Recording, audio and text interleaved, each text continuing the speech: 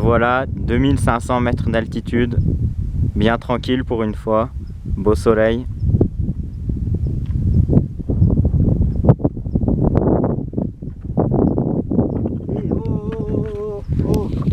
Ah, je te cherchais. Des suites géométriques. Oh non, encore. Ah, bah si, allez, des suites géométriques. Jusqu'ici exprès. Alors, on a vu dans le dernier film, Loulou 406, qu'est-ce que c'était qu'une suite arithmétique. Ça va, t'es bien là, toi, Ouais, encore ouais. Là, dans ce film-là, Loulou 407, on va voir qu'est-ce que c'est qu'une suite géométrique. Une suite arithmétique, on ajoutait toujours la même chose. On faisait plus 4, plus 4. Allez voir le film d'avant. Une suite géométrique, on n'ajoute pas, on multiplie. Par exemple, là, si j'ai 5, 10, 20, et ben je fais x2, x2. Le suivant, si ça continue tout le temps comme ça jusqu'à l'infini, ça sera 20 x 2, 40. Donc, arithmétique, on ajoute ou on soustrait, on a dit, parce que ça peut être ajouté à négatif.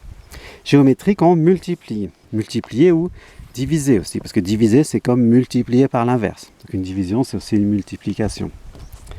Donc voilà, arithmétique, on faisait plus R. R, c'était la raison. Géométrique, on fait fois. Fois un truc qui s'appelle la raison, et la raison, elle s'appelle Q. Oh, c'est pas beau, mais c'est comme ça. Une suite géométrique. Qu'est-ce qui se passe pour arriver à U10, par exemple?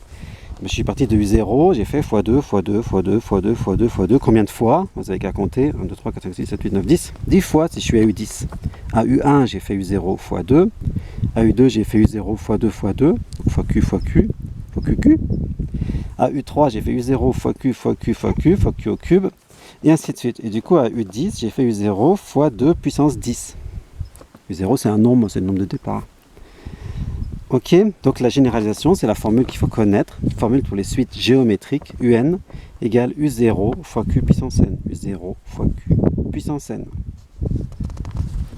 Ça, c'est si on démarre à U0. Qu'est-ce qui se passe si on ne démarre pas à U0?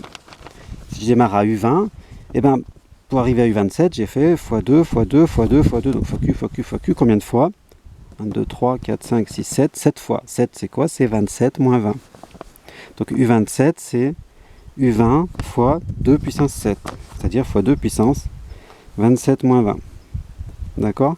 La généralisation de cette formule pour une suite géométrique, c'est UM égale UP fois Q puissance M moins P. M c'est 27, P c'est 20, M moins P ça fait donc 7 ici. Voilà, c'est les deux formules à savoir, enfin pour les suites géométriques. Hein. Vous avez vu, c'est exactement, c'est pas fini. Hein. C'est la même présentation que pour les suites arithmétiques. C'est un peu équivalent, mais comme c'est multiplié, ben, il y a des puissances. Alors par exemple, si je vous mets 10, 30 et 99, de 10 à 30, je fais x3. De 30 à 99, je fais x3,3. Donc c'est pas la même chose. Ça n'est pas géométrique. Comment je peux trouver ce x3 si on ne me le donne pas, si j'arrive pas à le trouver de façon évidente?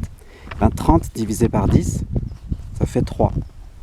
Et 99 divisé par 30, ça fait 3,3. Donc quand je fais un terme divisé par le terme d'avant, si je ne trouve pas la même chose, ça veut dire que ce n'est pas une suite géométrique. Ok? Et si j'avais 10, 30 et 90, et ben 30 divisé par 10, donc U1 sur U0, ça fait 3. 90 divisé par 30, U2 sur U1, ça refait 3 aussi, c'est égal. Donc ça commence bien comme une suite géométrique. Après, on ne peut pas affirmer qu'elle est vraiment géométrique. Pour être géométrique, il faudrait être sûr que ça continue comme ça jusqu'à l'infini. D'accord? Avec un exemple sur les trois premiers, on ne peut pas être sûr que ça marche jusqu'à l'infini. Avec un contre-exemple, comme tout à l'heure, là, puisque ce n'est pas la même chose pour les deux premiers, c'est sûr que ce n'est pas la même chose. Ça s'appelle un contre-exemple. Mais si c'est la même chose pour les deux premiers, c'est pas pour ça que ça continue jusqu'à l'infini. Pour montrer qu'elle est géométrique, il faudrait faire une démonstration, montrer que UN plus 1 sur UN est égal à un nombre Q pour tout N.